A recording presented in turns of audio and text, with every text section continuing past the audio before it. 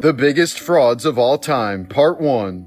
Elizabeth Holmes founded the company Theranos in 2003, claiming her device could run hundreds of tests from a single drop of blood. At its peak, the company was valued at $9 billion, but it was all an elaborate lie. The technology never worked, test results endangered patients, and Holmes was convicted of fraud in one of the biggest corporate scandals of modern times. In 2023, she was sentenced to 11 years in prison. In the 1990s, Nigerian conman Emmanuel Nwudi scammed a massive Brazilian bank out of $242 million by selling them a Nigerian airport that never existed. Posing as a top banking official, he used forged documents and fake phone calls to convince executives they were funding an incredible deal. The fraud ran for years before auditors finally exposed it. Nwudi was sentenced to 25 years in prison, but much of the money was never recovered. Tanya Head became president of the World Trade Center Survivors Network after gaining fame for her harrowing survival story. She claimed to have barely escaped the collapse of the South Tower, suffering third-degree burns while crawling through smoke and flames, while watching several colleagues die around her, including her own fiancé, whose body was never recovered. She led tours of Ground Zero for grieving families, gave emotional public speeches, and became an inspiring face of 9/11 remembrance. But in 2007, it was finally exposed that she wasn't even in America on 9/11. Her entire story, right down to the dead fiancé, was all an elaborate lie. The Biggest Frauds of All Time, Part 2. Milli Vanilli became global pop stars in the late 80s, winning a Grammy with hits like Girl You Know It's True. But in 1990, it was exposed that the duo had never sung a single note on their own records or during live shows. They were always lip-syncing to tracks recorded by studio singers.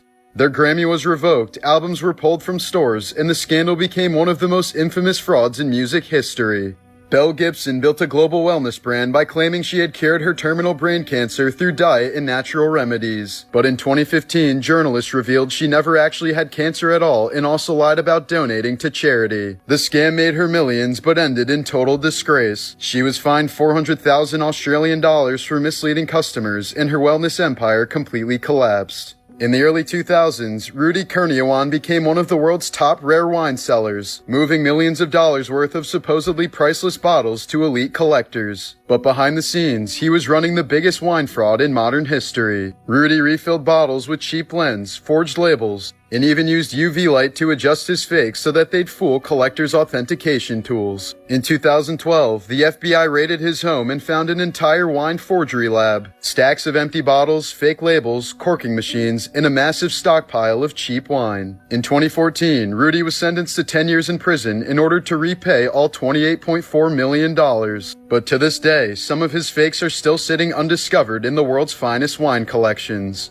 In 1991, Eric Clapton's 4-year-old son Connor was visiting his mother's apartment in a New York City skyscraper. The building was undergoing maintenance, and a janitor left a window open without a safety guard on the 53rd floor. While playing, Connor ran toward the window, which was floor to ceiling, and fell 49 stories to his death. Despite the negligence, no criminal charges were filed against the worker responsible. At the time, Eric had just begun to build a relationship with Connor after years of struggling with addiction. Completely devastated, Clapton channeled his grief into writing Tears of Heaven, one of his most popular songs to this day. In 2018, a man was riding an escalator in a New York City subway station when his oversized sweatshirt suddenly became caught in the machinery. As the escalator continued moving, the fabric began to tighten around his neck. By the time help had reached him, he'd already been strangled to death by his own clothing.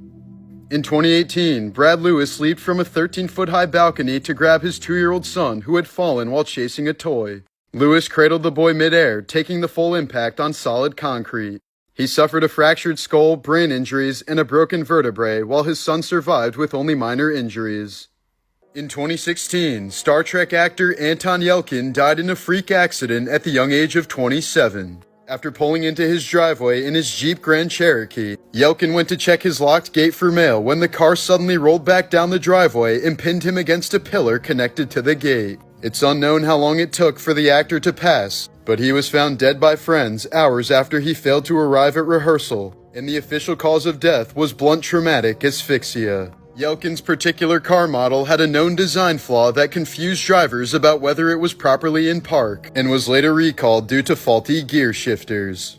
With Casey Anthony now on TikTok, let's recap why she's so awful. In July of 2008, Cindy Anthony reported her 2-year-old granddaughter Kaylee missing, claiming she hadn't seen her in more than a month. The toddler's mother, Casey, had told various lies about Kaylee's whereabouts, before eventually admitting that she hadn't seen her daughter for weeks, during which time she'd been out partying. 5 months later, Kaylee's remains were found near the Anthony home with duct tape around the skull, and Casey was charged with first-degree murder. During her trial, prosecutors alleged that Casey wished to free herself from parental responsibilities and killed her daughter by drugging her and duct taping her nose and mouth. The defense otherwise argued that Casey simply suffered from pathological lying and that Kaylee's death was accidental. To the disbelief of millions across the country, Casey was soon acquitted of the murder charge, but found guilty on providing false information to law enforcement. She was released after serving just 3 years in prison and remains free to this day. It's worth noting that years after her trial, it was revealed that the day before her daughter died, Casey Anthony had searched foolproof suffocation methods on Mozilla Firefox. But police overlooked this crucial evidence because they only checked her search history from Internet Explorer. In the past year, Casey has reportedly been having an affair with a father of 2, ruining his marriage of 20-plus years. Upon being confronted about the home wrecking, Casey reportedly responded, "I'm living the life I want."